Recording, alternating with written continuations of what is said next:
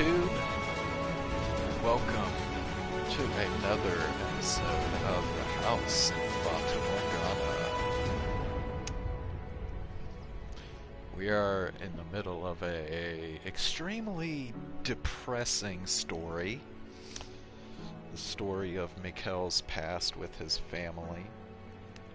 Back when he was Michel.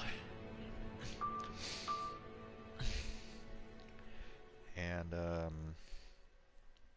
so what happened last time is, Michelle's brother, George, threw a party, and, one of George's friends got drunk and, tried to force himself onto Michelle. And then George found out and got in a fight with him to protect Michelle. Michelle got away, and then Michelle got to know George's fiance, Amy, and Michelle developed a crush on Amy. And at one point even tried to kiss her on the lips.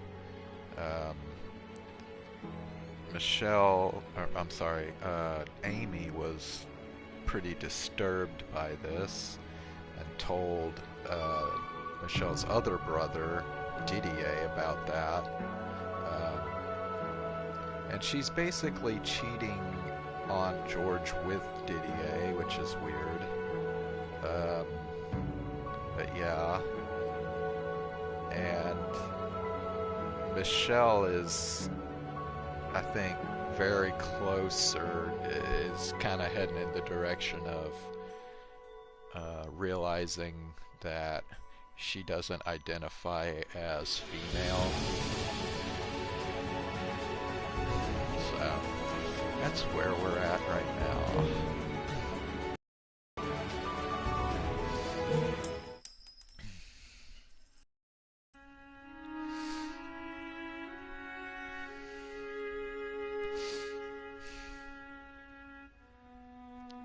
Oh yeah, and when we left off, Michelle got sick,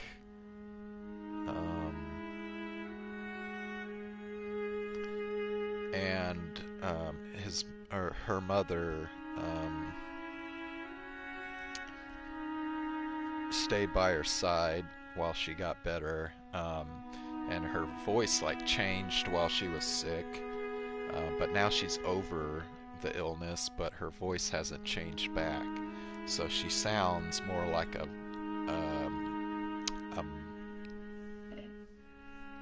male voice now.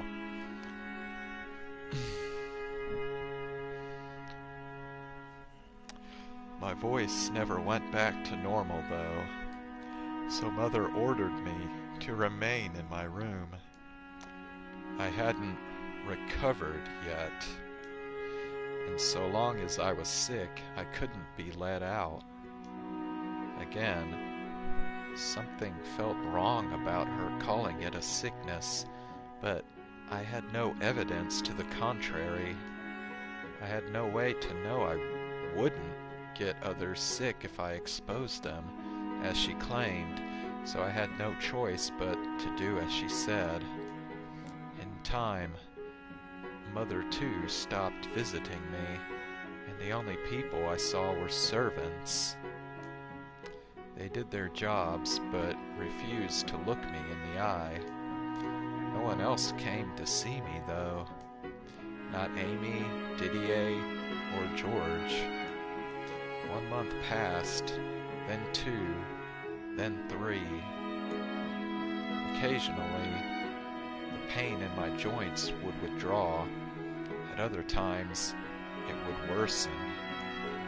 Whenever I would drift off to sleep, I would hear the sound of my own joints creaking. I would dream of a woman standing in the courtyard, her soft chestnut hair fluttering in the wind as she twirled to face me. a smile on her face, and her breasts exposed.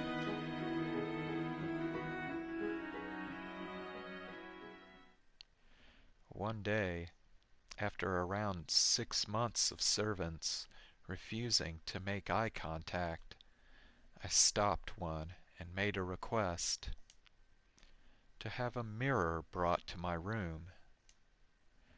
While he didn't acknowledge me, the next day I had my mirror. By that point, I was fairly certain I knew what was happening to my body. I had no clothes to wear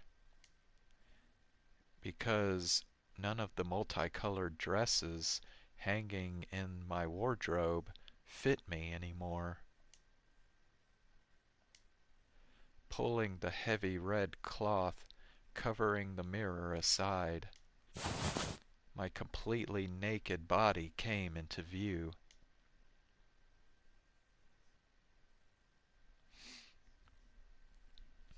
Ah! Something resembling a mix of a chuckle and a sigh of pity spilled from my lips. This is me. 6 months. After only 6 months' time, I could hardly recognize myself. Extending my hand for the mirror, I traced the outline of my bony reflection. My shoulders lacked mother's curves, and my skin Amy's sheen. I was pale and haggard, but structurally I looked like my brothers. Obviously, being younger than them and not as active, my muscles lacked any kind of strength, but I wouldn't have batted an eye if I saw myself holding a sword. I was a full head taller than I had been 6 months earlier, and I felt an odd certainty that I wasn't done growing either.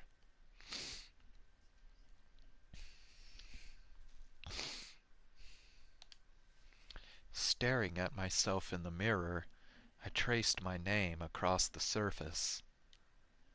Michelle.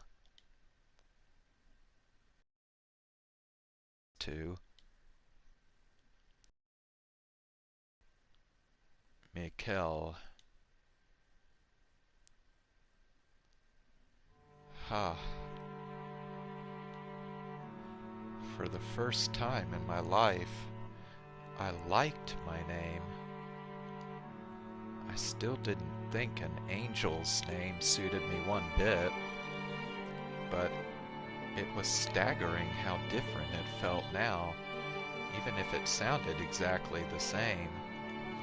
Those last 2 letters changed the meaning entirely, turning it from a girl's name to a boy's name. This makes sense. Everything was falling into place. My admiration for Didier, the envy I had for my brothers' bodies, the feelings I had for Amy, the indecent dreams I'd been having.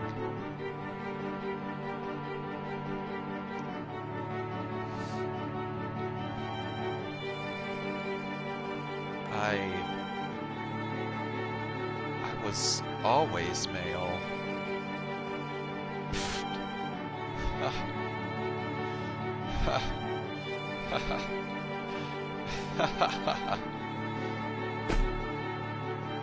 I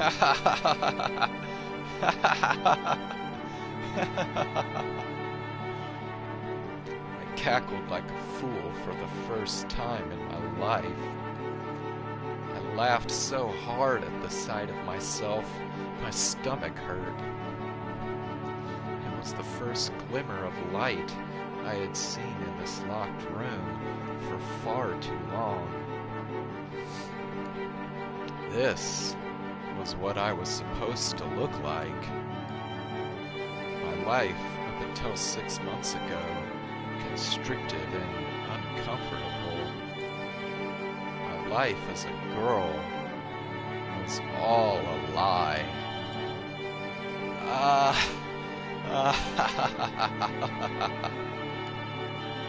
No one could possibly look at me and call me an angel.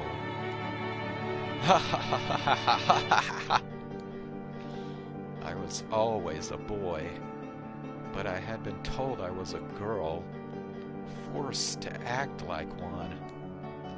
Of course that wouldn't feel right. Ha ha ha ha. Ha ha. They needed to know. I couldn't be the only one who understood. Everyone in this house needed to. Ha! Ha! Fueled by this one desire, I wrapped a sheet over my shoulders and threw open my door. It seemed ridiculous how long I had followed Mother's instructions and remained cooped up in my room. And now, I felt fantastic. If there truly was a God in heaven, then this change within me was His answer to my prayers. A manservant carrying a tray of food did a double take as I passed him. The farther I proceeded through the corridors, the more eyes I felt on me. The midday sun shone obnoxiously bright through the windows. But now, with its piercing radiation illuminating my proper self, I felt an odd affection for the light. I could hear the family gathered in the great hall, everyone but me. Didier's voice complained about the simple meals the church provided, but his pride came through in his laughter. George's voice playfully bragged about life at the royal court. Father's voice informed everyone his investments had borne fruit, and with the money he had purchased several new estates. Mother's voice was distinctly less bright than the rest of the family's. She gave vague, empty indications she was listening, though mostly stayed out of the conversation. Amy's voice sang her praises for George, her beloved husband.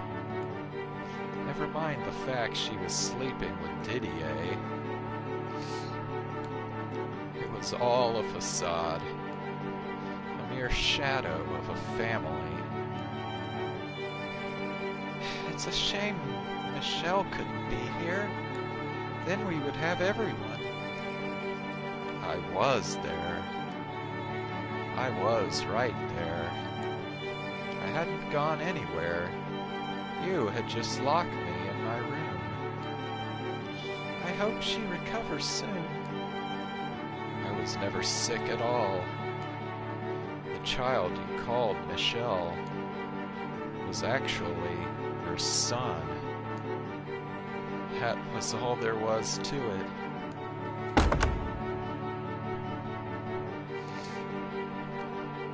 Huh? What? Everyone's gazes concentrated on me. I gave them all a quick glance, and then with my deepened voice, I said, I am cured. I was cured 6 months ago. Who are you? Surely you haven't forgotten my face, have you? Father? Michelle? Michelle? This boy is Michelle? A wave of chatter spread through the hall. Mother went pale. Father objected. Didier stared. George gaped. Amy watched cautiously, fear in her eyes. What a farce. They were the ones who had wrongly decided I was a girl. What's going on? Someone tell me, what is the meaning of this? You were dressing your son up like a girl, Mother?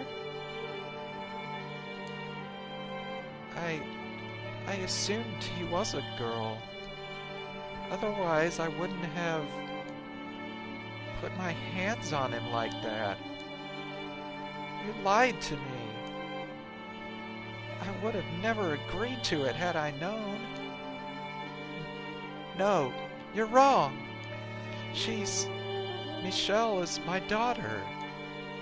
You call that a girl? All these months, I was worried because you said he was sick. But that was all a lie. You couldn't pass him off as a girl anymore, so you locked him up in his room. Is that what this is? And you could have just stayed there. What possessed you to show yourself now? Stop that! Don't look at me! Don't give me that look! You said you can tell what's going through my mind, didn't you? What? And you should know exactly how I feel about you right now. Don't be so damned full of yourself. I have no interest in a whore like you. So why don't you go cry into Didier's arms? You! What? What? Huh? What are you talking about? Why Didier? Why not me? What? Hey, anyone want to explain that for me? What had once been a nice family meal was now utter chaos. For the briefest moment, I felt sorry for George, but that whisked away almost immediately. There was a crash from the table, and dishes fell, shattering against the floor. Cursed! A chilling darkness oozed from her voice. She's cursed! She was my daughter. I saw it with my own eyes. I gave birth to her. She was a girl. Michelle was a girl. A malevolent curse has been placed on her. When Mother lifted her head, I had difficulty believing that was the same woman who had sat by my bedside as I lay sick, sacrificing sleep to care for me. Her hair was a frazzled mess, and deep creases covered her face. Restrain her! Throw her in her room and lock the door! She's a girl! A girl! She was a girl, I swear it! Open your eyes! Do I sound like a girl? Do I look anything like a girl? Mother's cries sent me into a frenzy. I ripped the sheet off my shoulders, throwing it to the floor. I am not a girl! And shouted. Eek!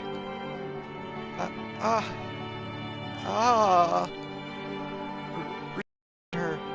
Please, someone restrain her!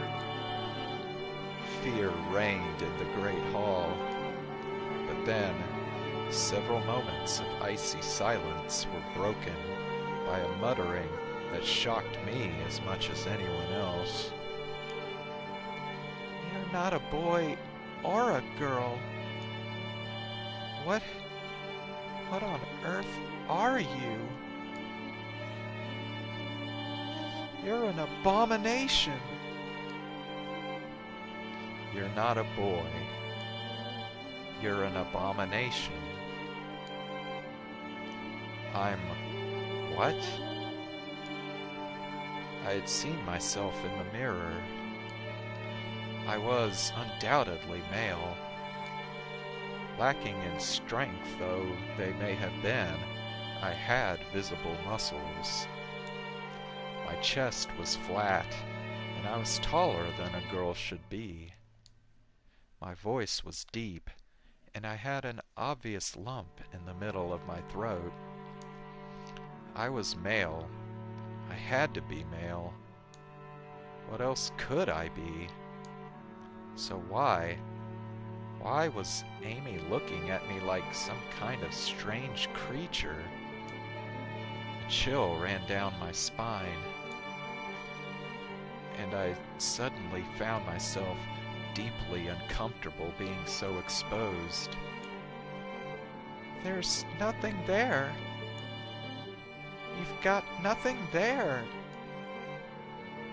Nothing there? I didn't understand what she was talking about.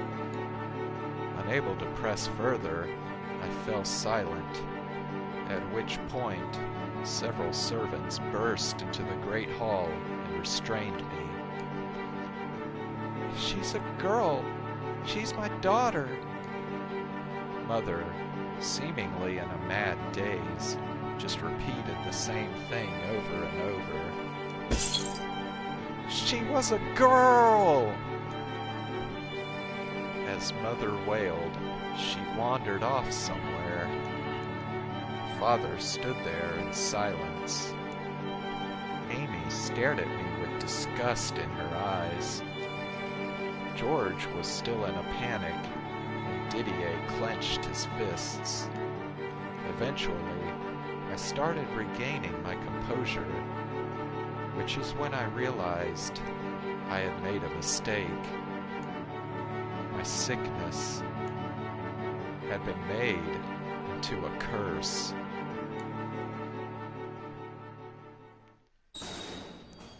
I was once more caged up in my room.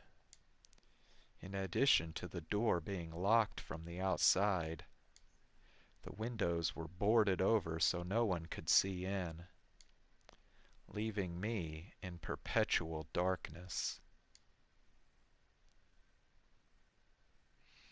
I received no visitors except the servants, and again, none of them would look me in the eye. Every day was the same, day in and day out, day in and day out. The only time the routine changed was when, on occasion, a servant would arrive bearing a letter. It was my mother's handwriting on the parchment. We lived in the same house, yet she refused to show herself before me. I had no choice but to respond to her letters. She demanded I speak like a girl, and I didn't have the strength to defy her. There was a constant sense of urgency to her letters, like she might fall apart completely at any second. And so I did as she said. I signed each letter Michelle, the female name she bestowed upon me at birth, which I so despised. Every time I used that name, I felt like I was denying my own identity. On paper, she expressed her concern for me, but that concern only served to cause me more pain. So every time I took up my quill, my hands trembled. Mother prayed daily that my curse might one day be broken. Am I cursed? Is that why my body changed? Was it not because I was male? There's nothing there. What did she mean by that?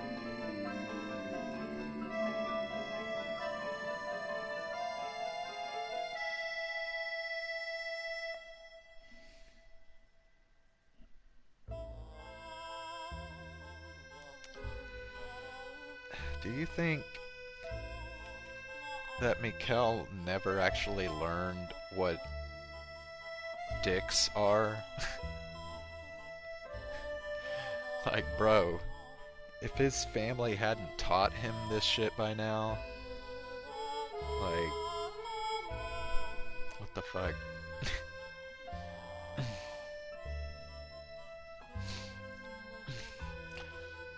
Why did she look at me the way she did? How am I an abomination? Why? I don't understand. Someone, anyone, please tell me. Someone, please.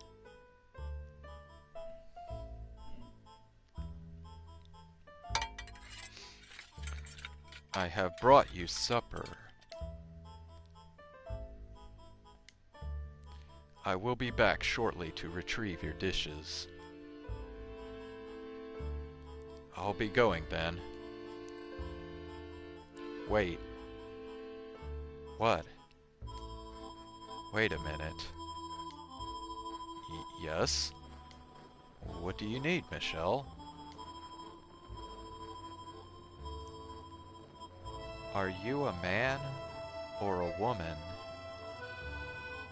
Pardon? Which are you? I am exactly what I appear to be. Which are you? I am a man. If that is all, I will be going now. Clothes off. Oh my god. Oh god.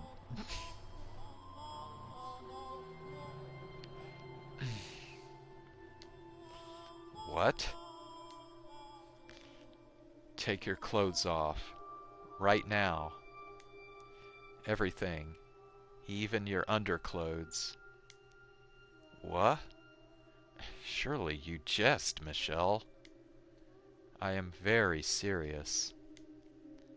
I could not possibly. Why not? I could not expose myself. I ordered you to take off your clothes. You mean to humiliate me? I beg you, please reconsider. What are you? You're a servant of the Bollinger estate. And what am I? I am a child of the Bollinger family. I may be locked up, imprisoned in this room, but that doesn't make you any less my servant. Am I wrong? Clothes off. Michelle, I ordered you take your clothes off. Ugh.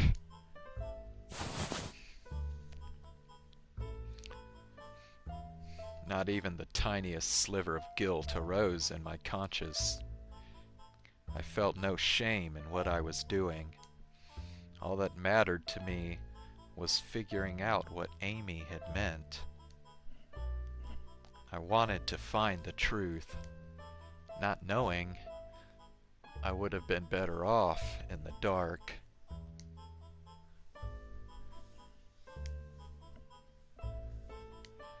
His face twisted in humiliation. The servant undressed before me. In the dim candlelight, the man's body was shaped almost like a rectangle, and at a glance, he didn't appear much different than me. A second later, though, I found my answer. I found the one crucial thing he had that I didn't. Why? My lower body lacked the part that made a man a man. Are you satisfied, Michelle? It was then that I finally learned what a man's body was supposed to look like. I'm begging you, please allow me to dress. It would be an unbearable shame to remain any longer. Your daughter. Daughter? You still insist on calling me a damn girl?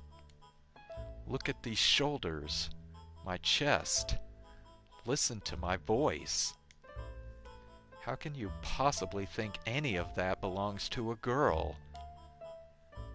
But how you appear does not... There was a distinct look of fear in the manservant's eyes. Not out of respect for our difference in rank, but out of disgust for this incomprehensible thing standing there before him. Those trembling eyes, and the reality dangling there before me, blew the lid once more off everything I had been holding back. Without that, you would be no different than me. What? Everything else is all the same. So why does it make such a difference that you have one and I don't?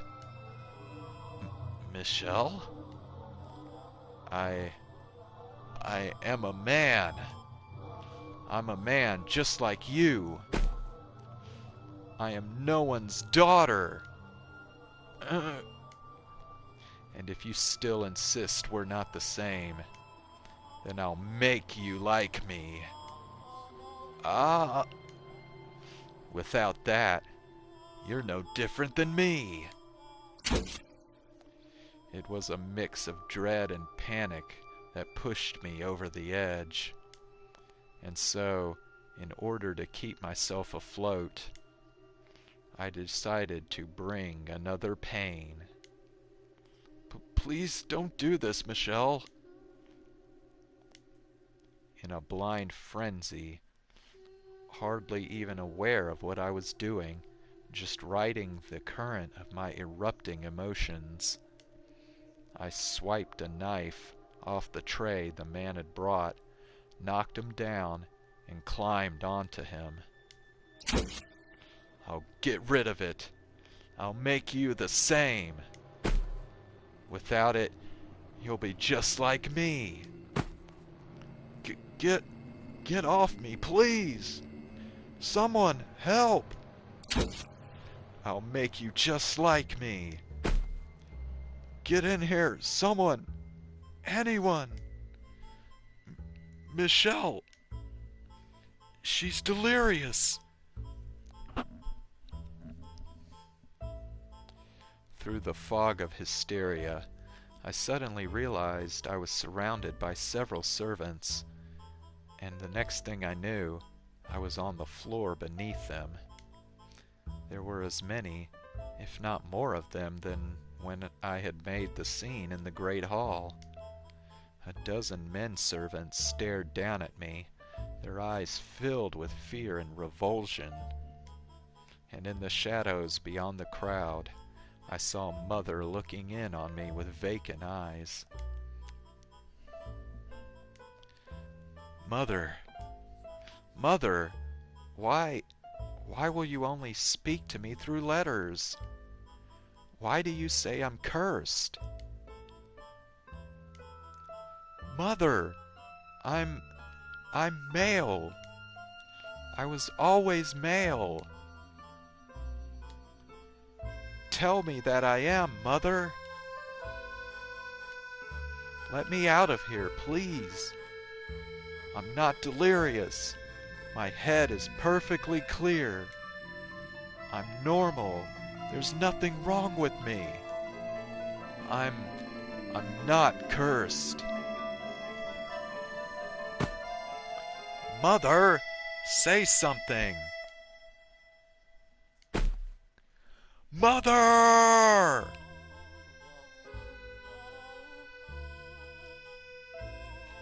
After that, I was shut in my room again.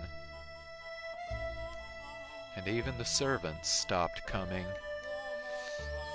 I pushed and I shoved, and I pulled and I pounded with all my strength, but the door and windows didn't budge. A day passed, and then another. With no food or water, I started fearing death was upon me. I'd had no idea how miserable it was to go so long without water. My throat was dry and cracked, and it felt like it was on fire, making breathing difficult. 2 days. 48 long hours. I felt like I was going to lose my mind. After just 2 days, my skin stretched tight across my bones, looking hard and dry in the soft candlelight. Water. I need water. Someone, please, give me water. Why won't anyone bring me any? Why? My family had abandoned me and were leaving me to die in this room. When I realized that, I broke into uncontrollable shaking. The helplessness threatened to suffocate me. Fear of death turned into panic, which only scrambled my already confused mind further. I grabbed a chair, swinging it at the window, at the door. But all my attempts ended in crushing failure. Anyone! I clawed at the door, begging for help. Someone, open the door! Anyone! Water! I need water. 1 drop. That's all I need. I'm going to die in here. Someone. Anyone. Mother. Father. Didier. George. Someone open the door, please. Help me. Someone. I need water. My throat hurts. It burns. I'm so weak. Someone, water. Didier, George. Anyone!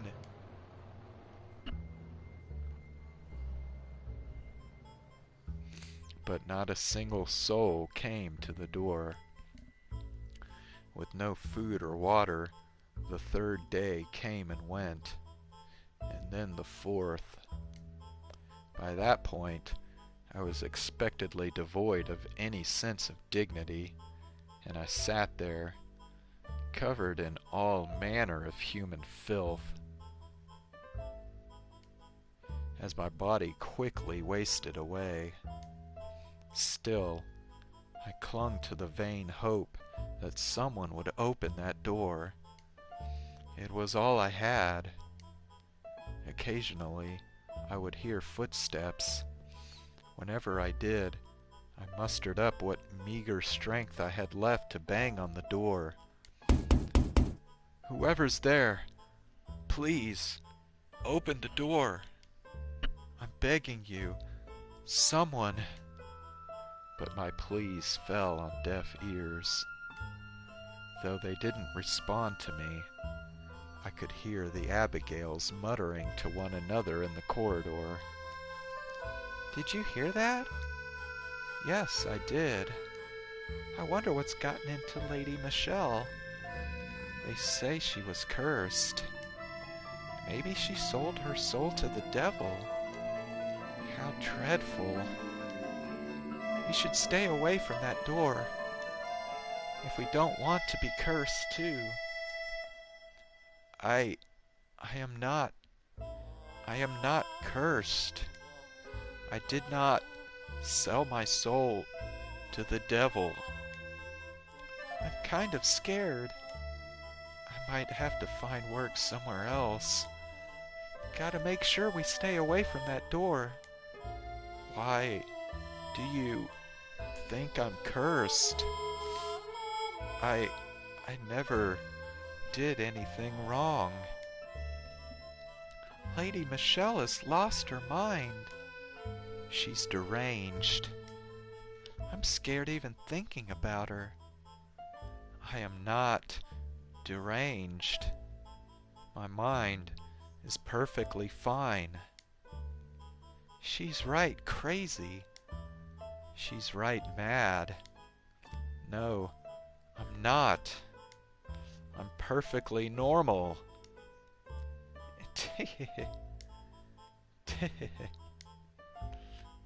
Ah, ah, ah.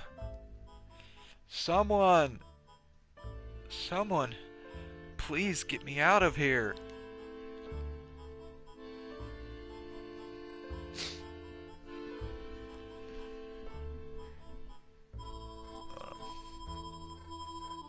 I'm gonna go get some water. Be right back.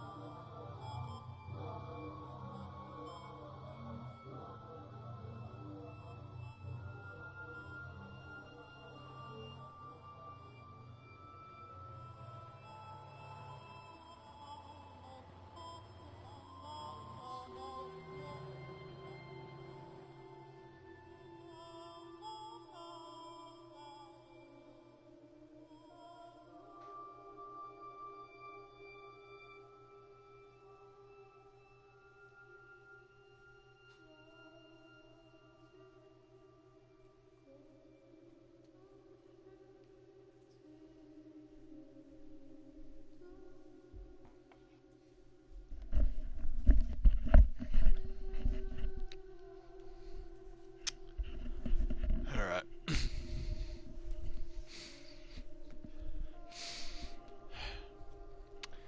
The 5th, and then the 6th day passed, and by that point, I was hovering on death's brink. I lacked even the willpower to hold myself up against the door, so I simply lay on the cold floor, waiting for the end. I felt no sorrow, no anger, no despair, nothing. I had been sucked completely dry. I couldn't even compose a coherent thought, which is why, when the door I had so yearned to open actually did, and someone stepped inside, standing over me, I was unable to process it. My God, what a mess. Hey, are you still alive? Well, look at that. I was afraid you would be dead. It was Amy's voice.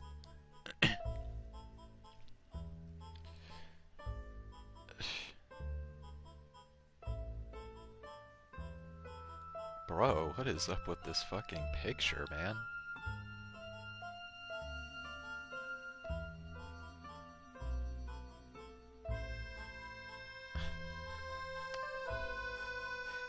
I'm sorry, really. I didn't mean you much harm, but after what you said in front of the whole family, I was a little upset. Uh, uh, er... I couldn't tell what she was saying. All I could hear were garbled sounds, and all I could do was moan at her.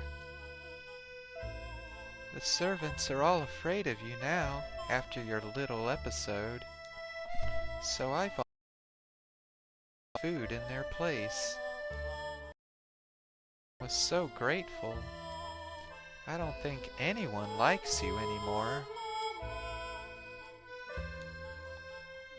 Eventually, my muddy mind managed to make sense of the things she was holding in her hands. A tray of food. I could smell it from here. Ah, ah. At first, I just gave your food to a stray cat. I wish you could have seen it devouring every last bit. Water. What I didn't know, though, was that people can die in just a few days without water. I never intended to kill you. I just didn't know. So I'm really sorry about that. Water. But you're alive. For someone so physically weak, you sure are tenacious. Isn't that nice? You have one thing you can be proud of. Water. What was that? Water? You want water? Hold on, I've got some right here. She picked up a goblet with her delicate fingers. My hands swiped weakly at the air, trying to grab it. A grin spread across her lips, and then she let go.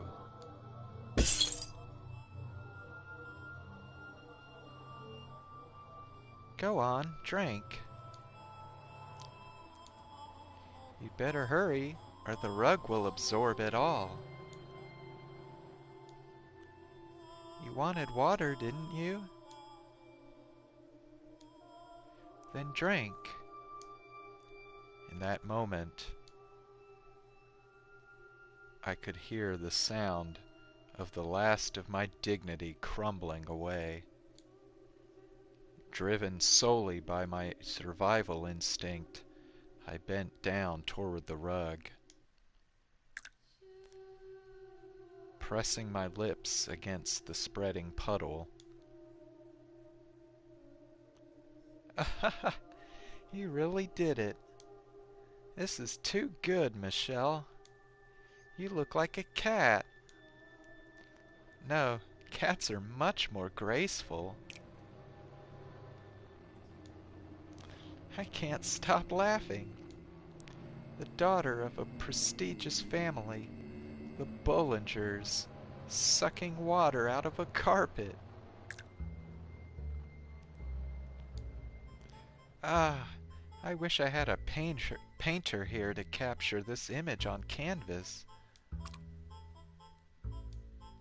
So you know, I accept that I made a mistake, Michelle. I promise I'll bring you your food from now on. I'll take very good care of you.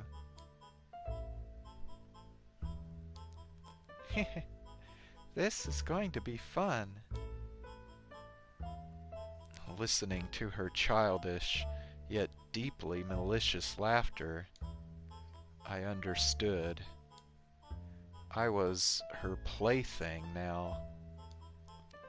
My hell was only just beginning.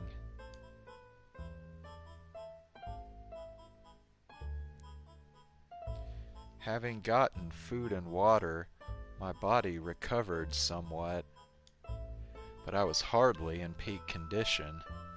That would take some time, given how badly malnourished I had been. Amy continued to treat me like her pet, constantly stoking the flame of rage within me. But I was too weak to stay on my feet for long, and talking hurt my throat. I assume it was a calculated effort on her part to maintain power over me, to keep me as miserable as possible.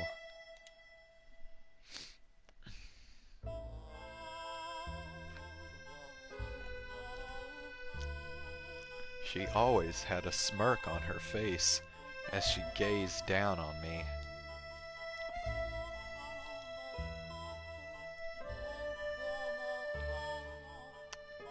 Come on, open up. Today I'm going to feed you myself. What's the matter?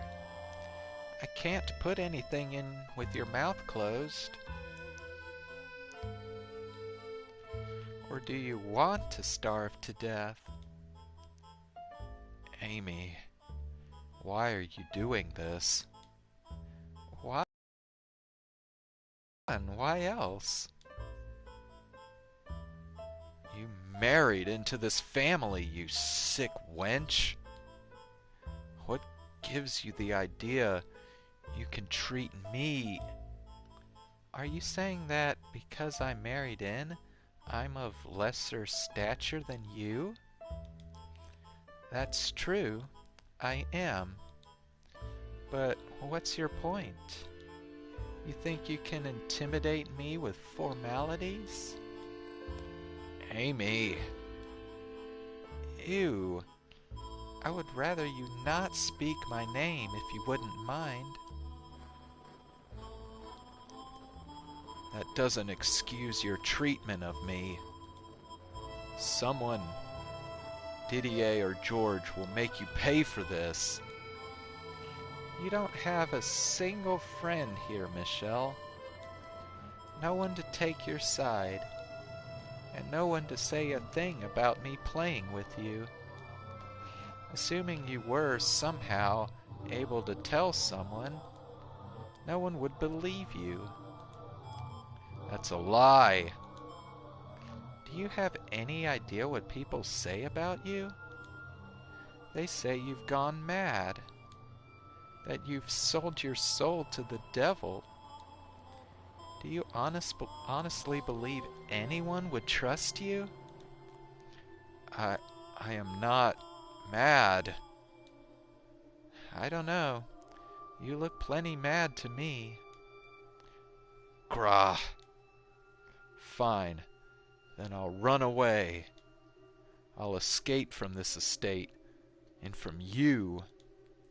You think you could survive out in the world with that body? A stray cat could lift more than you.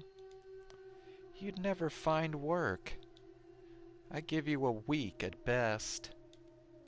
You can't be so sure of that. Maybe I could make it on my own. Maybe. But either way, there's no way you're getting out. You try to run, someone might just cut your legs off. How is that at all necessary? Don't ask me. Maybe because your curse hasn't broken? You know, you're lucky you're even allowed to live. And you should be grateful to me for volunteering to take care of you. Nobody else wanted to have anything to do with it. So if you want to keep living, you have to show me some respect, and you have to do everything I tell you to. Understood? So this is the real you. You were just pretending to be respectable, when in reality, not only are you sleeping with Didier, you're a downright vile woman. You've been putting on an act ever since you got here. Oh, you make it sound like I'm somehow worse than anyone else. I'm quite normal, thank you. How is this normal? Listen to me, Michelle. The side of me you see right now isn't necessarily the whole thing.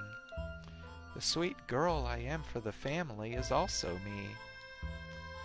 And when I held you in my arms, that too was me. I'm not putting on an act. Liar! Although, to tell you the truth, I never actually liked you, so that part was a lie, yes. If Mother hadn't asked, I would have never even considered getting friendly with you. Amy! You know, life as a noblewoman is so dull. It's so restrictive. No room for love at all. So can you really blame me? There so happened to be the most wonderful knight right there for the taking. Why shouldn't I have gone after him? I'm still young. Let me have some fun, you know? Not like women have much else in the way of recreation. So it wasn't Didier, but you who seduced him? And it all would have worked out beautifully, too, if you had only kept your mouth shut. You ruined our family gathering and damaged my reputation. And you called me a whore. That wasn't very nice now, was it? Is it any surprise I'm a little sore? You brought this on yourself, Michelle. I brought this on myself? Don't you dare! Nothing justifies what you're doing to me. I'm not the disturbed one. You're a crazy whore, and don't you try and pretend otherwise, damn you. Oh my, such language. You're not being very nice to me, Michelle.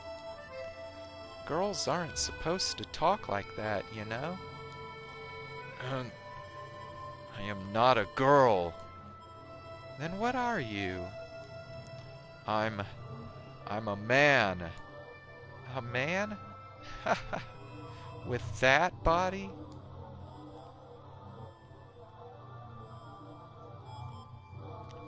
Amy quietly rose, grabbed me by the hair, and shoved me to the floor. Let go of me! You call yourself a man? You can't even get out of a girl's grip. I'm not all that strong either. In fact, I'd say I'm rather weak. Just a small, powerless girl. If you were a man, you would have no problem breaking free, malnourished or otherwise. But you can't. Get... She traced the lines of my emaciated ribs with her nails, traveling slowly, slowly, down my chest. But even ignoring that, you're missing the most important part. Stop! Get off me! I tried to shove her aside with all the strength I could squeeze out of my arms. But as Amy had said, I couldn't even overpower a girl. All I could do was lie there beneath her and beg. Get off me! Groaning in anger and frustration. Her finger came to a stop just above my navel. She looked up at me with a sweet smile, and then pulled her hand away. And just as a wave of relief spread through me, she shoved me back, jumped up, and slammed her foot between my legs. Ugh. I shuddered as the pain jolted up my spine. Ah! Amy looked down on me as I screamed. Ah! Ah! Ah! Ah! A smirk spread across her face. Oh my, does that hurt? There's a surprise. Even without boy parts, it still hurts. Hurt. Stop. Stop, please. And she didn't stop at stepping on me. I'm begging you, stop, please. She dug her toes into my flesh. What are you exactly, Michelle? From the feel of it, you don't quite have proper girl parts either. Amy, please. On top of the physical pain, unbearable humiliation and shame corroded away at my spirit. What a strange creature you are. Stop. Stop. If I could have died right then and there, honestly, that would have been preferable to the emotional hell she was putting me through. You should take a look at yourself in a mirror, Michelle. You're crying, sobbing like a sad little girl. Not much of a boy, are you? And you lusted after me with this body? Seriously, you're disgusting. I can't believe you actually had the gall to fall for me.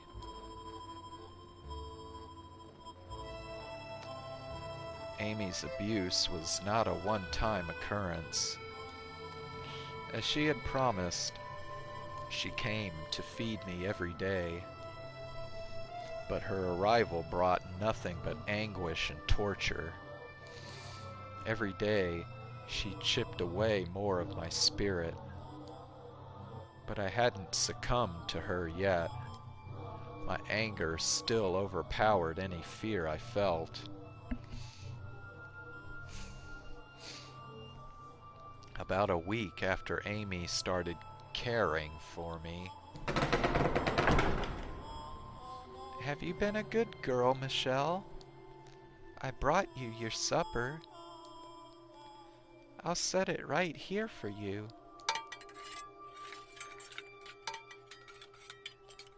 What's the matter, Michelle? Your food's right there. It's going to get cold. Go on, eat. But no using your hands. Crawl over and use your mouth. Come on, eat.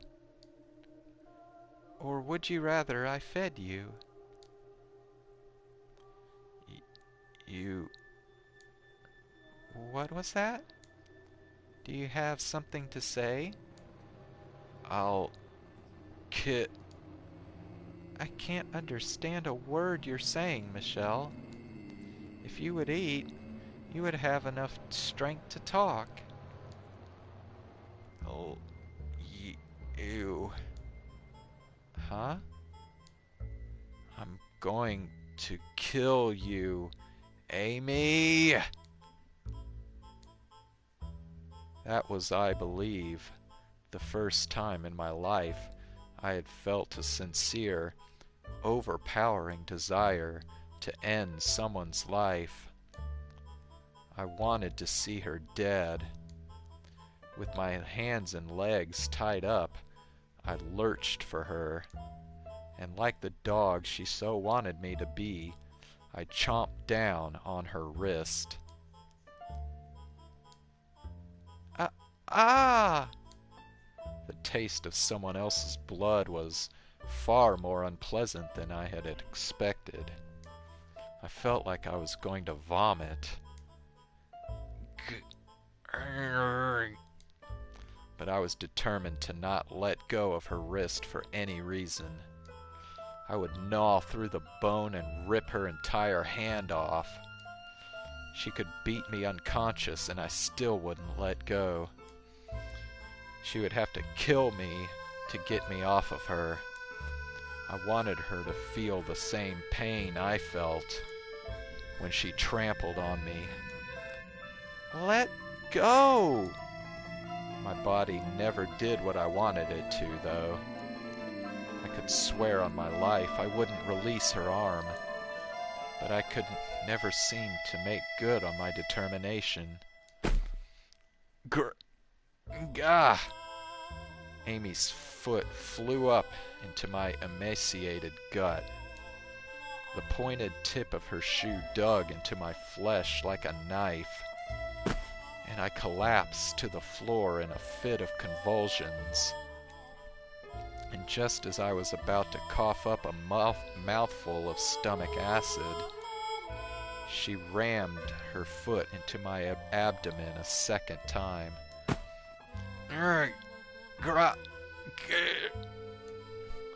She didn't even give me enough time to get to my feet, let alone fight back, before she kicked me again.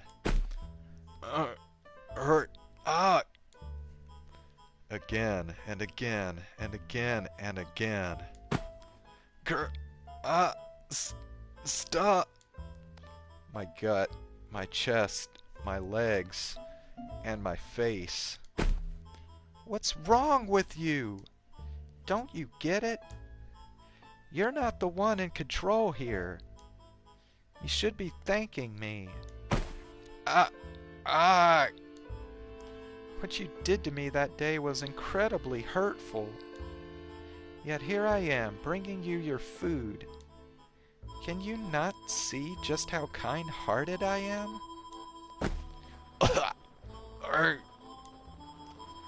So why would you go and bite me? What would possess you to do such a thing?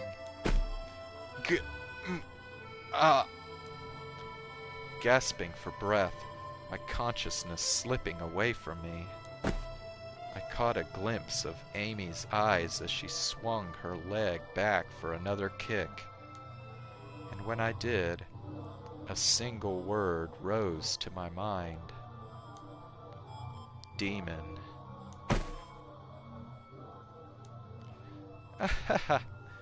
Isn't that something? You can't even stand up to a girl. I'm not that strong. I'm weak and frail. This is the first time I've ever kicked someone. I have absolute control over you, Michelle. You understand that now, right? You learned your lesson, didn't you? Not an ounce of strength remained within me. My tongue and cheeks were torn up, and my mouth tasted of blood. Thinking herself weak, and having no experience in the ways of physical violence, she knew no restraint. The ignorant can be so much more brutal and viciously relentless than the seasoned. My vision had gone red, and I could hardly feel my own face. There was a strange gurgling sound with every breath I took. Ah, jeez. What am I going to do about this hand? It hurts like crazy. Uh, uh, oh, I know. I'll tell everyone you finally lost it and tried to bite my hand off.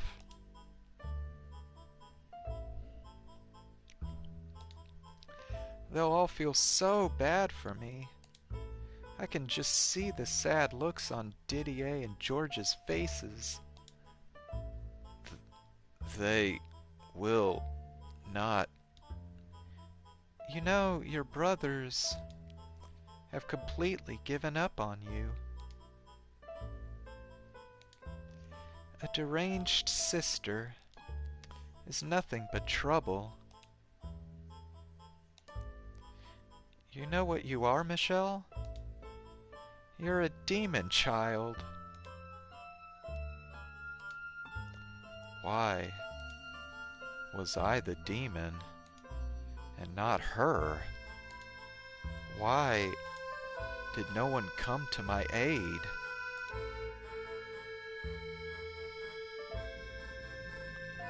Several times I considered ending my life, but every time I did, memories of better days came back to me, of the time before my body had transformed, the days when we were all so sure of our happiness, kept me chained to life.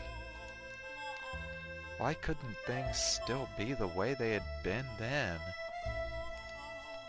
In my heart, I hadn't changed at all.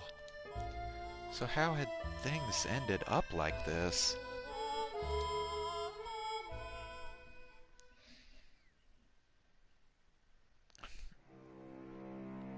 Michelle! Oh, Michelle! Are you in there?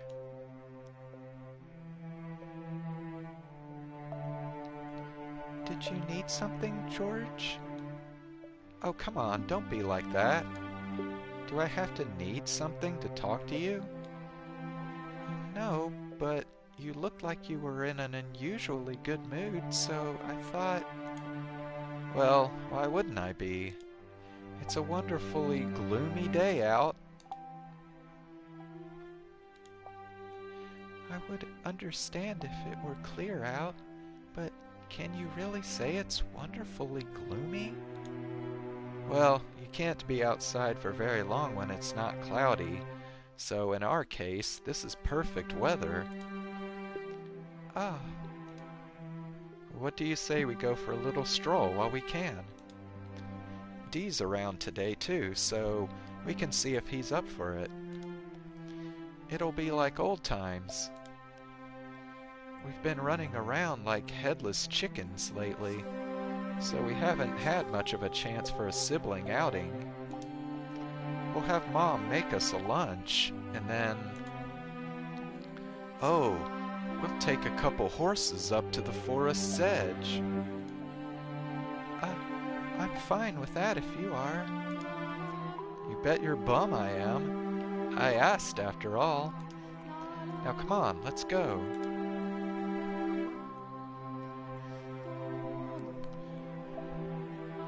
An outing, you say? Yep. Hop on a couple horses and head for the forest. We haven't done this in a while, so I figured why not? I see. Well, if Michelle is coming, I see no reason to say no. Let's set off right away. Whoa, slow down there. Are you saying you wouldn't go if it was just me? It's Michelle or nothing? Of course. Why on earth would I want to go horse riding alone with you? I would rather drown myself.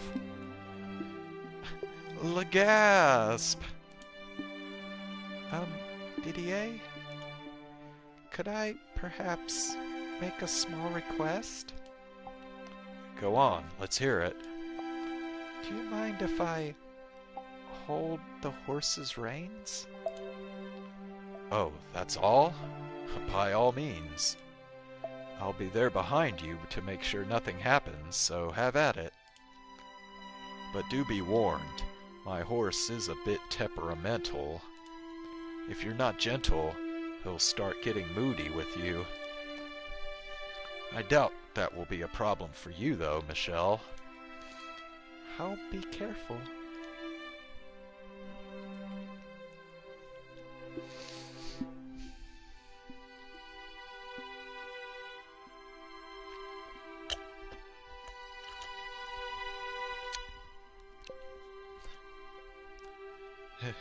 Hey, whoa! Slow down, guys. Look at that, Michelle. George is still fumbling around all the way back there.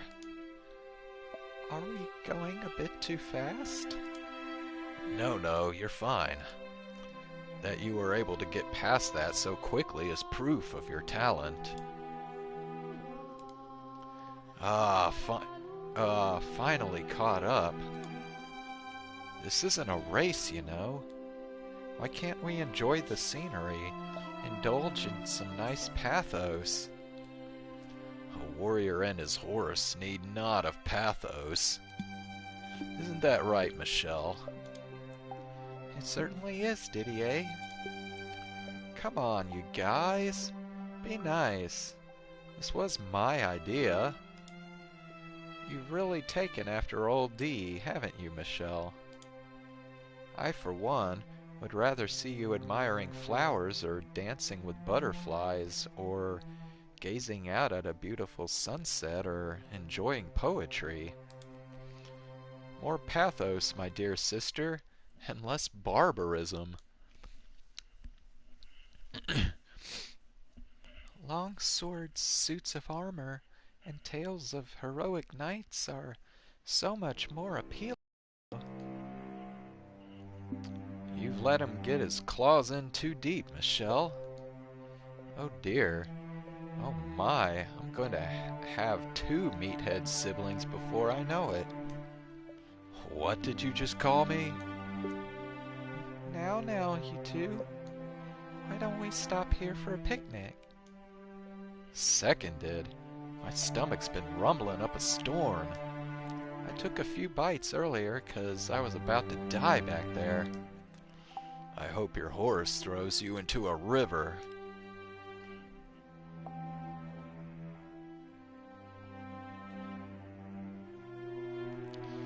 Hey, so the other day, I brought a cat home. A cat? Yep. Speckles from head to tail and ugly as a witch's arse. I was gonna keep it in my room, but Mom flipped when she saw it. Keep that filthy thing out of my house. Wish there was something we could do about how much of a clean freak she is. George, try not to stress Mother too much. You're unpredictable enough as it is. It would be nice, though, to have a cat, I mean. You think so? Then how about this? We'll keep it in the courtyard. I'll feed it on days when it's clear, and you can do it when it's cloudy, Michelle. I don't know what cats eat, though. I bet he'd like pastries. Do you want to kill the cursed thing? I cannot approve of anyone taking care of an animal who thinks that's a good idea. Sorry.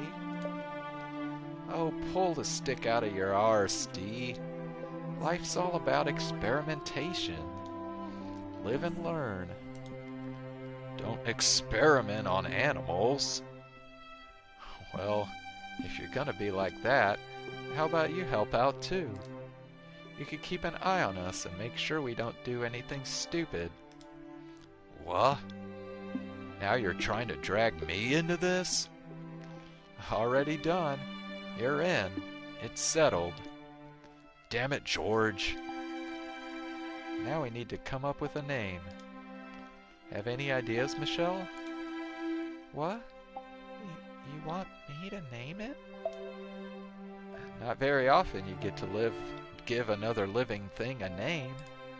Well, I guess you might have a few more chances down the road. Consider this practice.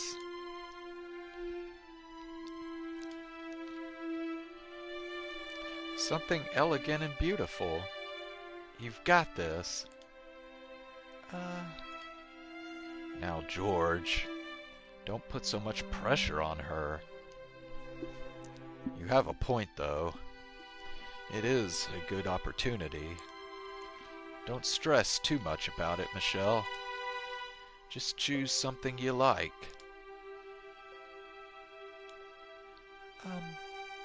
You said the cat was speckled and ugly?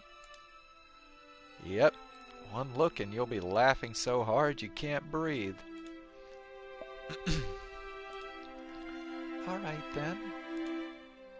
Ugly Speckles.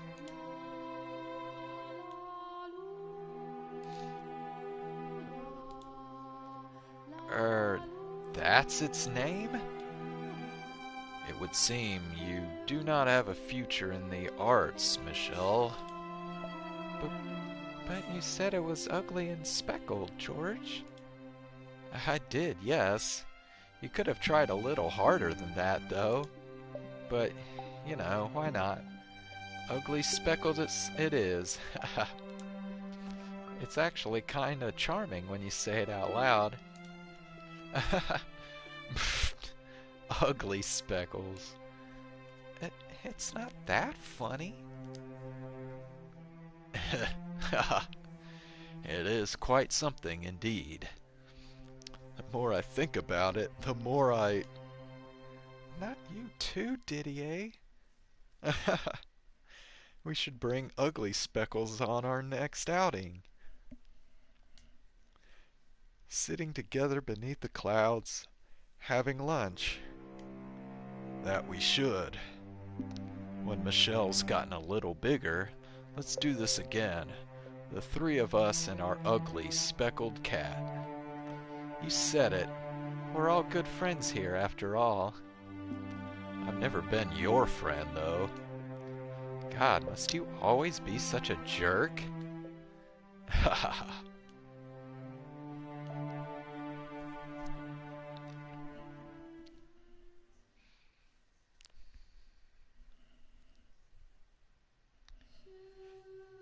Didier, George,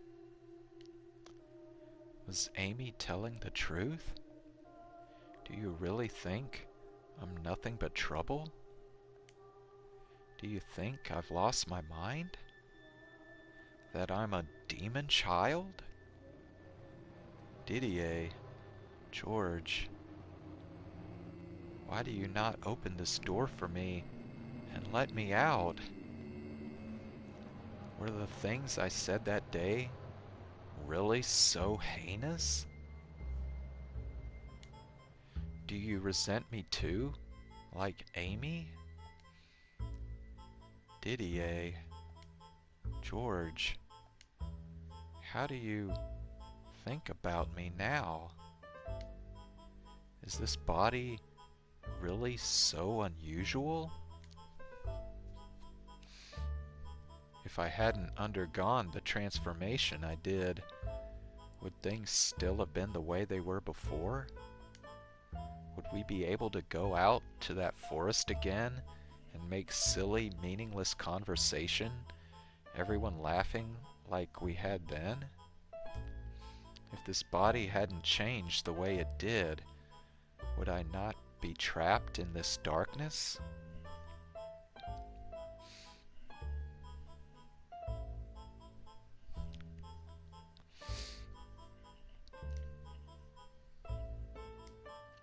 Even if that were the case, I didn't want to be a girl. If God descended from heaven and offered to change me back, I would have turned him down, because inside, I wasn't a girl. And my nightmare at Amy's hands didn't end there either. As much as I loathed to admit it, I was terrified of her. Every day, I dreaded the sound of the door opening. However, if I were to block the door off with furniture, I would lose my only remaining lifeline. I had no choice in the matter.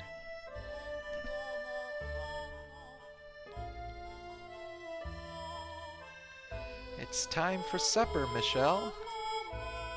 I brought your favorite parsnips. Well, what the dogs didn't eat of them anyway. But you don't mind, do you? I'm going to cut your nails today, Michelle. I need you to stay very still. You wouldn't want my hands to slip. So to make sure you do, I'm tying you up. This way you can't accidentally move. Here's your water, Michelle. It's murky? Oh, heavens me. I must have fetched it from the wash basin by mistake. It's supper time, Michelle. I brought your parsnips again. Don't worry, the dogs didn't have any of these. They didn't seem to be interested in eating them raw. What, you don't want any? Then what am I going to do with these? You know, Michelle, you're such a disgrace. Cry for me, won't you? Beg for mercy. Look at you. All that pride gone out the window. It's hilarious, I tell you.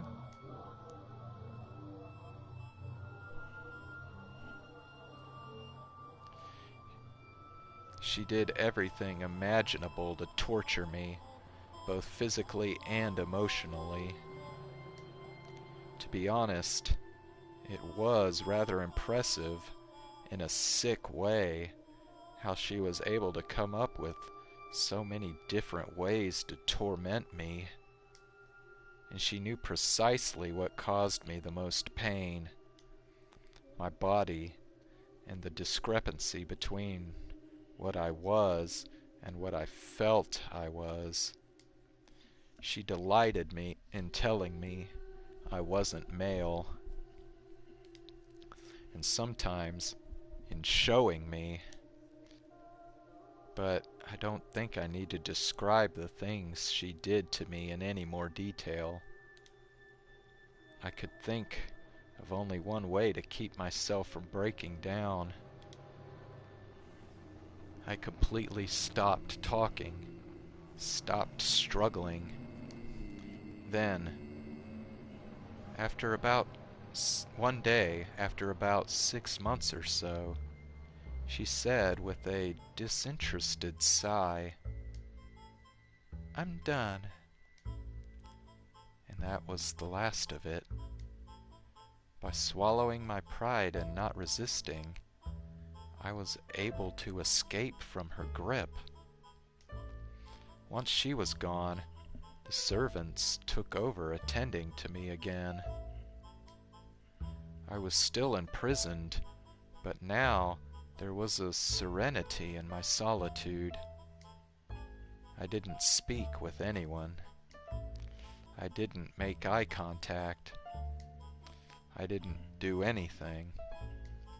I just lived. But even though I had peace, I still feared Amy having a change of heart. I trembled at the possibility that one day it might be her that opened the door. But above all, I hated, despised the fact that I lived in such fear of a girl. An overwhelming self-loathing threatened to crush me. I had recurring nightmares about the things Amy had done to me. The wounds she gave me did not heal. They only grew worse, eating away at me day after day. I was beginning to lose confidence in my own sanity in the silent darkness, where there was no sense of time. The line between dream and reality blurred.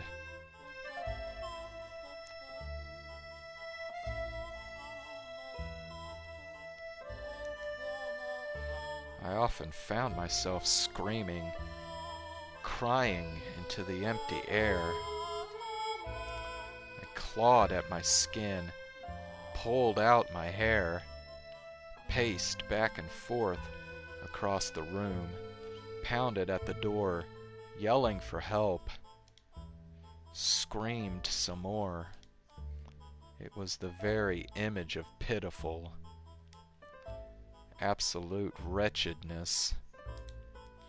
And every time I did, I'm sure there was someone on the other side of that door whispering about how poor Michelle had lost her mind. Eventually, I gave up entirely.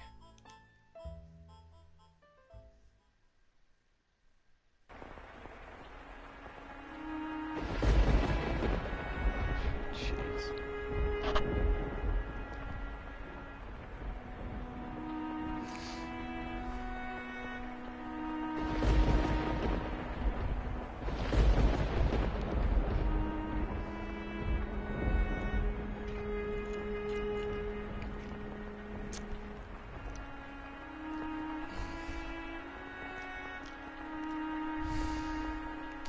I don't get how a family can do something like this to...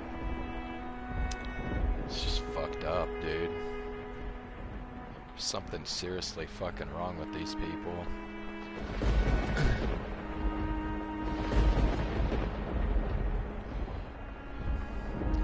It was a stormy night in my 16th year.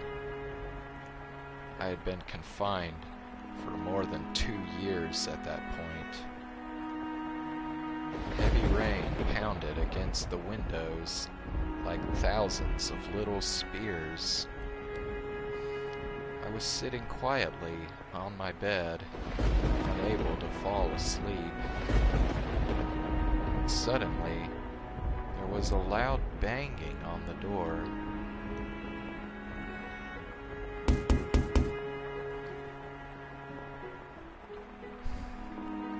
Mikkel!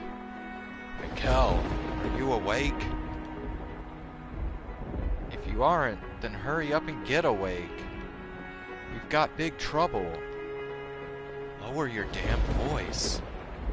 But...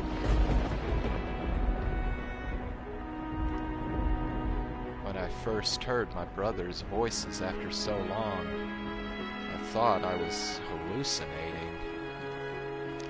In 2 years, they had never once come for me, no matter how hard I pounded on the door, no matter how many times I called for them. And after all that time, I didn't expect that to ever change. I'd given up, assumed they had long since cast me aside.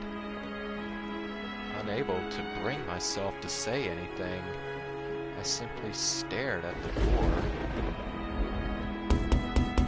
When there was another bam bam, the sound was half consumed by a crack of thunder, giving it an indescribably eerie quality. Please say something, Mikkel. Seriously, there's no time.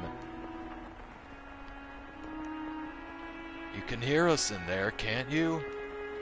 You're there behind the door, aren't you? Come on, just one word, Mikkel.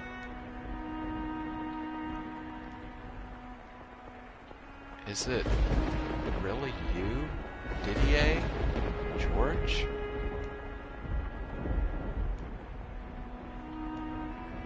For a moment, they seemed to be at a loss for words. Probably because they almost didn't recognize my voice. But it was only a heartbeat. And then Didier spoke. "There is a carriage waiting outside. I'm going to unlock the door so you can leave in it." Why? Because Dad's talking crazy.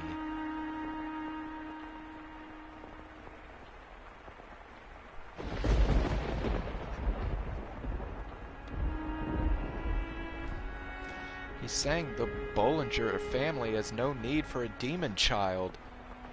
That you're a mark of shame on our name. So he's going to have you executed. George, Father wants me dead? It felt like the floor had fallen out from under me. Executed? Demon child? Mark of shame? So he was saying I didn't even deserve to live anymore? It's planned for tomorrow morning. We only just found out ourselves, which is why you prepared a way for me to escape. But why? Why? Do you even need to ask? Because we're family. Something terrible has gotten into Father. I clenched my teeth, fighting back a bitter, angry sigh. But I couldn't keep all those emotions bottled up for long. A maelstrom of feelings I thought I had lost in my 2 years of imprisonment swirled up inside me, spilling from my lips. Why? Why are you doing this now? If you really felt that way, then why didn't you come sooner? 2 years I spent locked in this room. Do you have any idea how I felt in that time? Any idea how hard I had to fight to endure? How many times I cried for your help? How hard I pounded on the door, begging to be set free? But never once did you come. Not even once. Mikhail, I scare you, don't I? You think I've gone insane? That I've lost my mind? That I sold my soul to the devil, don't you? No, Mikhail, you don't. Then why? Why didn't you come and set me free? Mikhail, No, we don't think you've lost your mind at all. So you didn't want to see me then. You didn't want to face what I'd become. Tell me I'm wrong, Didier, George.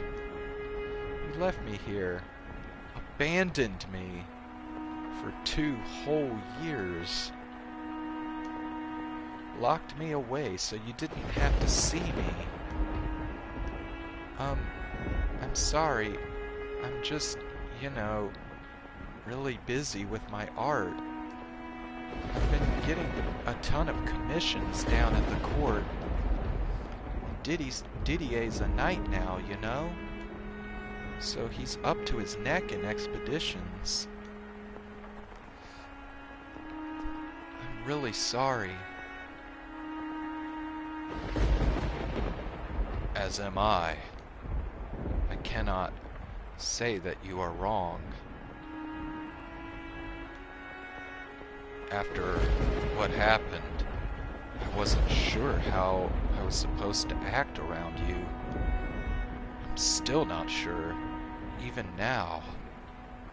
I knew I had to find the time to collect myself.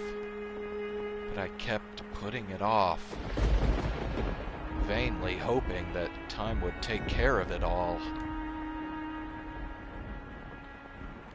And for that, I owe you an apology. But you need to understand, I do not agree with Father's decision.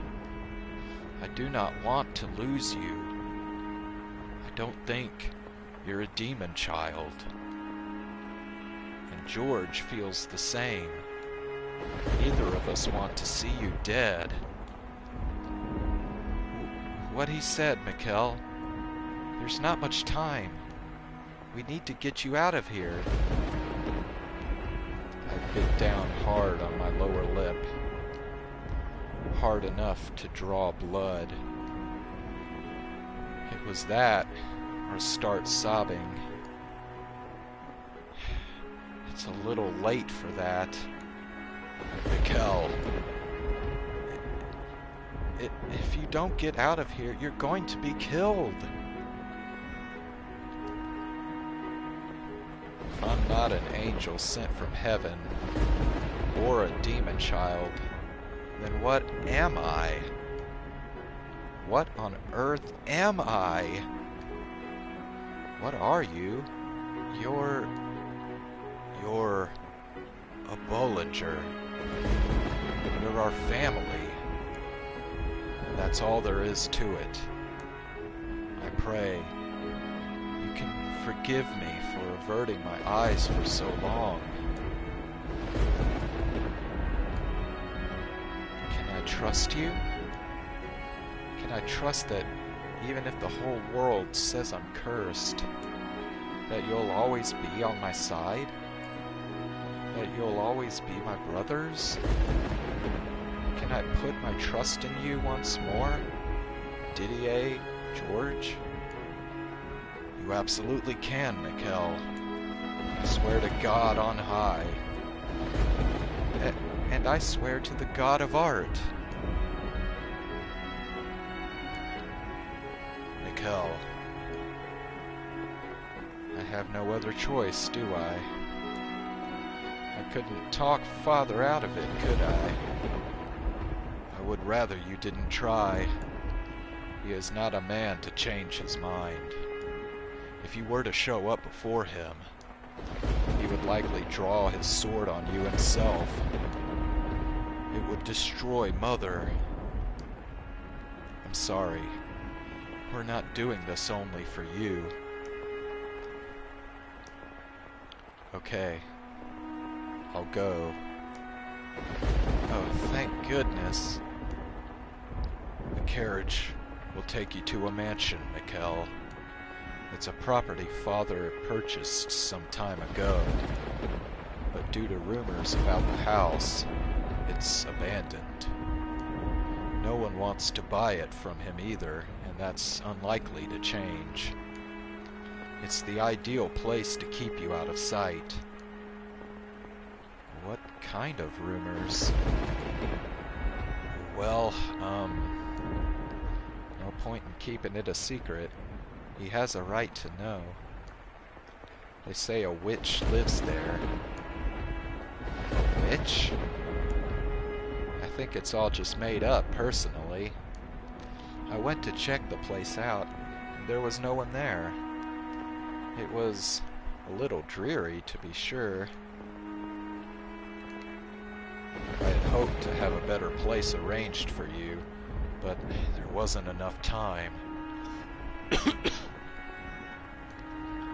This is only temporary, Mikkel. Yeah, okay. I cannot say how long it will be, but Father will pass away eventually. When he does, George will inherit the estate, and that will mean you can return. So I ask that you hold out until that time. If I don't leave, so send me anywhere. I won't complain. I'm glad to hear you say that. I will talk to Father and ensure he does not suspect anything. We'll make this work, don't you worry. The long and short of it is, Dad simply wants you erased from the family. George.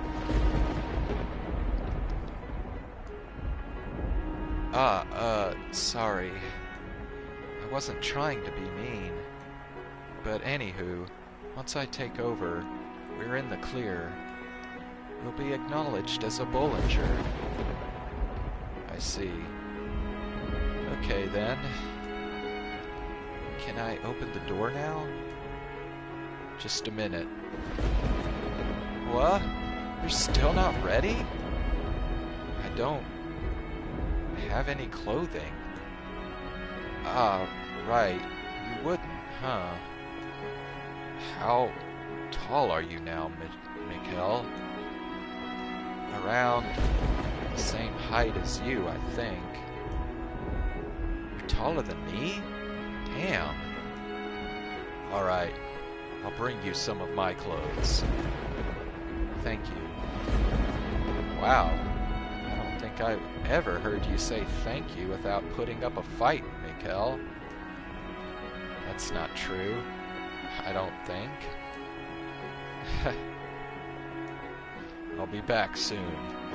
Get what you need together. Alright.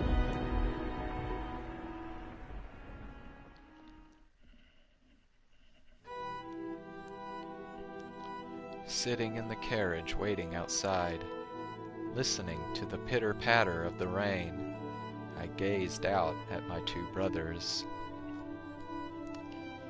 I hadn't seen them in 2 years, but they hardly looked any different than how I remembered them. I was the only one who had changed, and dramatically at that.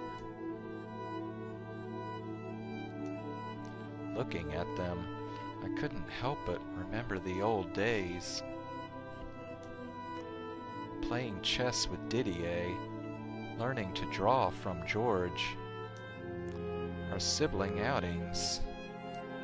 However, the ominous sound of thunder crashing in the distance drowned out those memories. The mansion is several days' travel from here. Hopefully the carriage isn't too uncomfortable. I will send a package with any supplies you need once a month.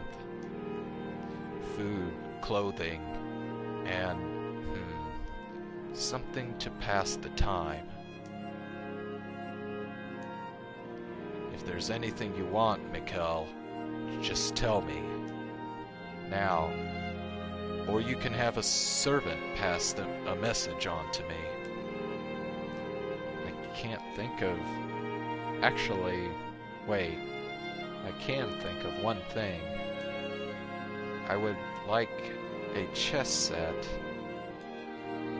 Alright, I'll have one made.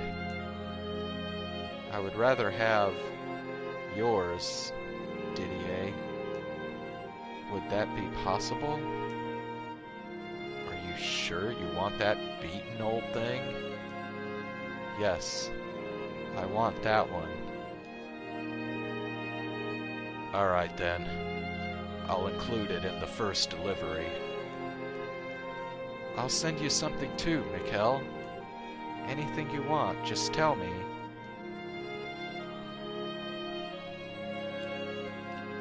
In that case, I would like some art tools. I'm nowhere near as much of an artist as you are, George, so they don't have to be anything special. Gotcha.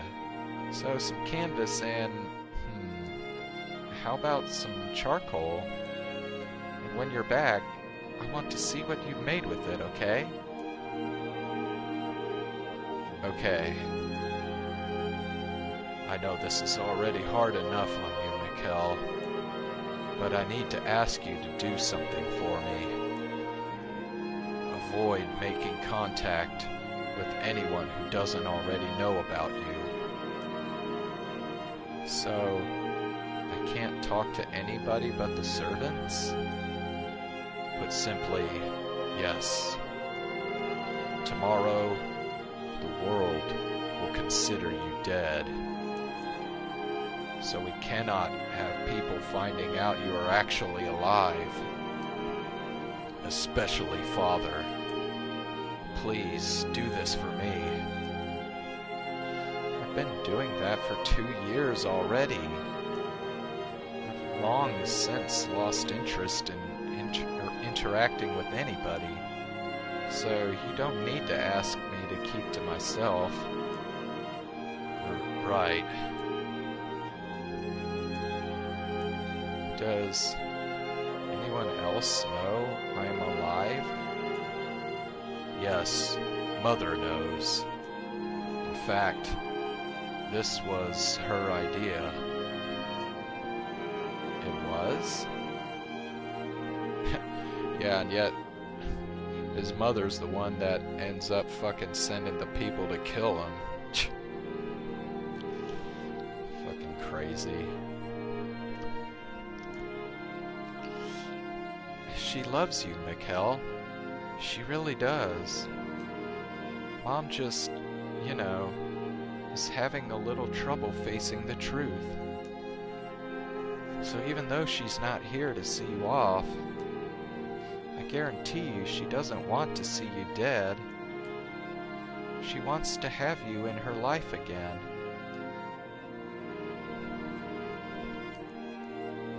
I expect Mother will be writing you, so please, take the time to write her back.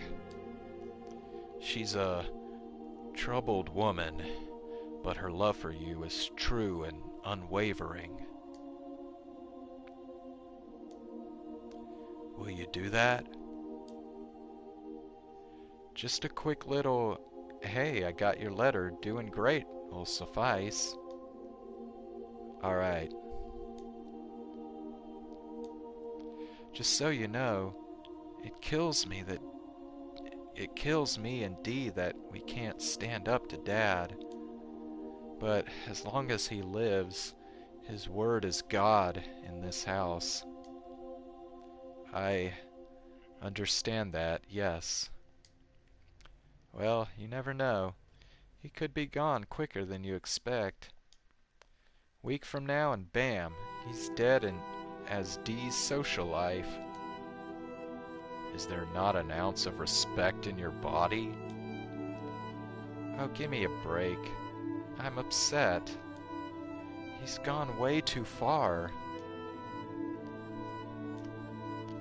And once he's dragged his arse off to the great beyond, anything goes. Surprise! Mikkel was alive. Yeah, I suppose.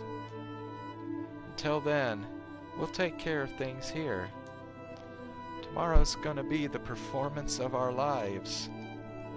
Crying like a couple of big babies and laughing our tails off inside. You'll forgive me if I have trouble trusting that loose tongue of yours. Psh, I'm not stupid. I know this is important. Not even Amy'll suspect a thing. Amy. Yeah, not even she can know. It's gonna crush her, I'm sure, but the less people who know, the better. When George said her name, my whole body went shamefully cold. It had been 1.5 years since the hell she put me through, but every last detail of it remained carved into my mind and body. There was no way she would be even slightly sad about my death. She might act it, but she would almost certainly be elated by the news.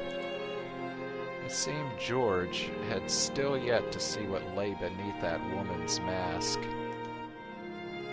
I know you two were close. Huh? Are you worried about how this might affect her? What? She cared for you for about 6 months, didn't she? And you wouldn't let the servants in?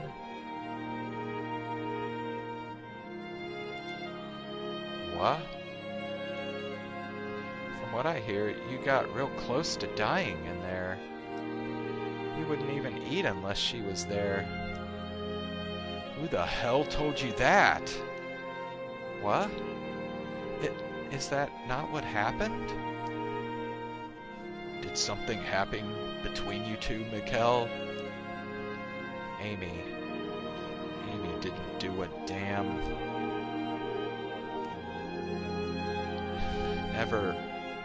Never mind. I can't tell them. I can't put what I went through into words. It will only worsen my shame. Especially not in front of my brothers. George, how are things between you and Amy? You still letting what happened 2 years ago get to you? Well, I mean, at the time, things were a total disaster. I'm all excited about getting myself a pretty little wife, only to find out she's rocking the boat with someone else. I cried for weeks. Yeah. I'm sorry. Deep down, though, she ain't actually a bad girl. She's young and kids make mistakes. After it all came out, she turned over a new leaf. She started doting on me something serious, and well, it's hard not to let one little mistake like that go when she's trying so hard to make up with me. The age excuse doesn't work for Dee, though.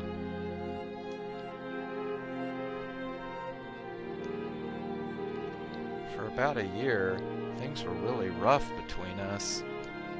I didn't even want to look at him. But at the end of the day, we're family. We can get past anything. Besides, because you let the cat out of the bag, that gave me something to hold over Dee. All things considered, I'm not complaining. So, you would say you're happy then, George? Sure would, yep. Believe it or not, I'm kinda head over heels for her. Hard not to like a girl like Amy. Oh, I see. Do you really feel that bad about 2 years ago? Shows she's still keeping up the good girl facade around George and Didier. No one else knows. She's actually a sadistic, cackling demon. There's nothing less trustworthy in the world than a woman who's always smiling. But if George thinks he's happy, I can't take that away from him. Mikkel?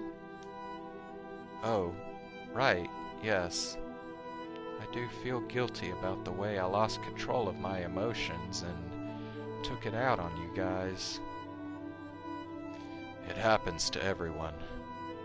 In fact, you could stand to do a little more shouting and fussing. Then you could. Because I have underdeveloped social skills? You heard that? You've got one hell of a nasty streak, huh, Dee? I'm glad to hear you're still on good terms. It wasn't my intention to pit the two of you against each other. We know. The blame falls on my shoulders. I want you to know something, Mikkel. Though your transformation was too much for Mother and Father to accept, with enough time, everything will go back to the way it was before, just like it did for myself and George. None of this is your fault. was all unfortunate timing. God's a little bit of a jerk, too. Try not to forget I am a knight, George. In time? In time. Speaking of which, we don't have much left. I'm going to tell the coachman to set off, okay? Didier. Yes? Tell me the truth. Will the three of us ever meet again?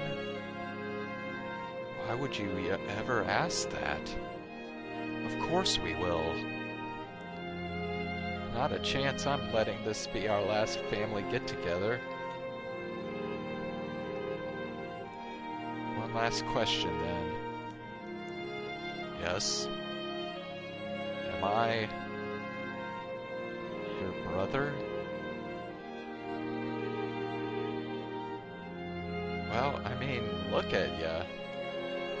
Don't look like much of a sister to me. So yeah, I'd say you are. I see. So long, then. Farewell, and may good health bless you until we meet again. Until then, Mikkel, farewell. Before seeing me off for good, they both gave me strong, firm hugs. Didier first, and then George. The warmth I felt in their arms, in my family's arms, slowly spread through my chilled body, which made it that much more difficult to part ways. The wheels of the carriage rattled against the wet, stone-paved road. I stuck my head out the window, watching as they shrunk into the distance. Standing there in the rain until they were completely out of view. The tightness filled my breast.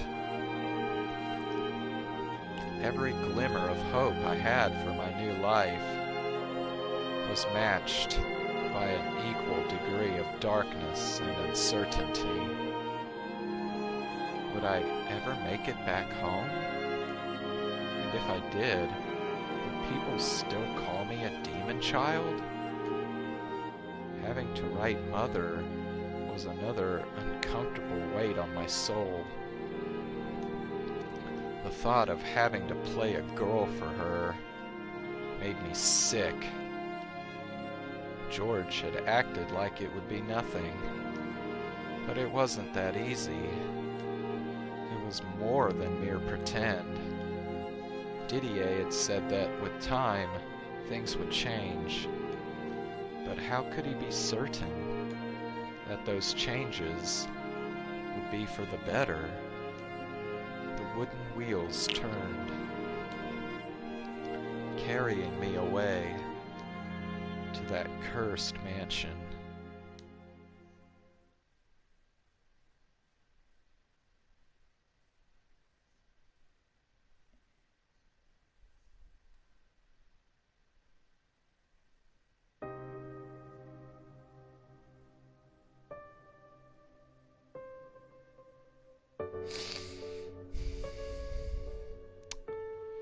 Alright, I think we're back to the present time now.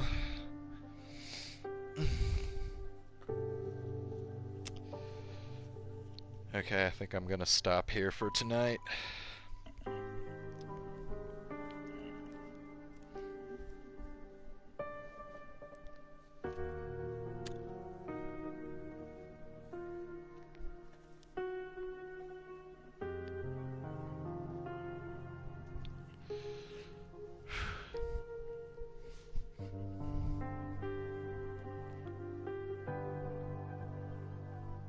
Man, I thought that visual novel Narcissu was depressing. Shit, dude. To be honest, this visual novel Might be even more depressing than Narcissu. And that's saying something.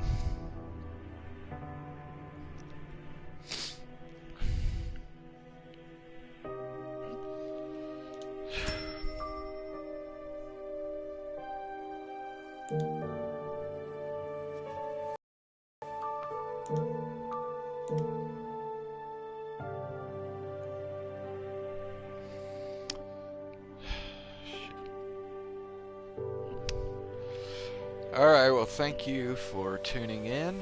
I'll be back again tomorrow night, and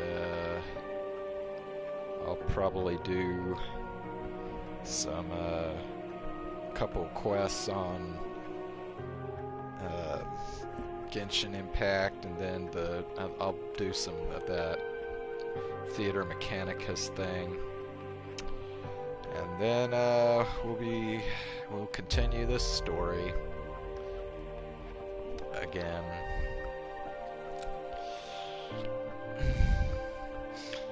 Alright, well, I know I said this last time, but I think we're gonna be getting the climax here pretty soon. But yeah, I don't know, it might still be a while, because now, like, I don't know, the whole relationship between Giselle and Mikkel is like completely up in the air at this point, so I don't know. But we'll find out soon. Alright, good night.